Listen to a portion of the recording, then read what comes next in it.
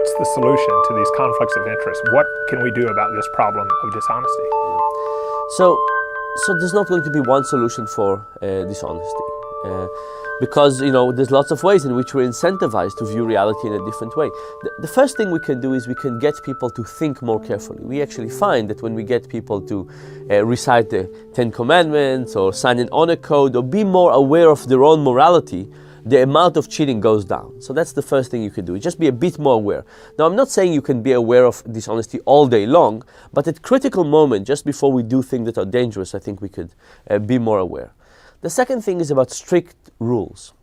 Whenever we have strict rules, we know if we're on one side or the other. It's black and white. But when the rules are gray and broad, it's really hard to figure where we are, and we can fool ourselves into believing that we're actually good. So think about something like Alcoholics Anonymous. They have a very strict rule that says no drink. Now, the rule could have been have only one drink. But we all know that if the rule was one drink, maybe the glass would be very big. Maybe you say, I didn't drink one yesterday.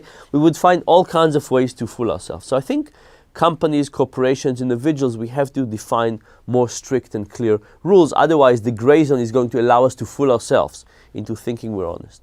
Then what we need to do is we need to try and reduce conflicts of interest, right? If you understand that conflicts of interest are devastating, then you really have to think about what do we do to solve it.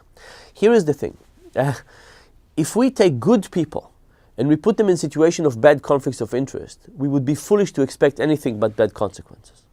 Now we have this Wall Street, tremendous bad conflicts of interest, tremendous bad incentives. How do we expect to put people in those situations and for them to behave in a good way? We shouldn't.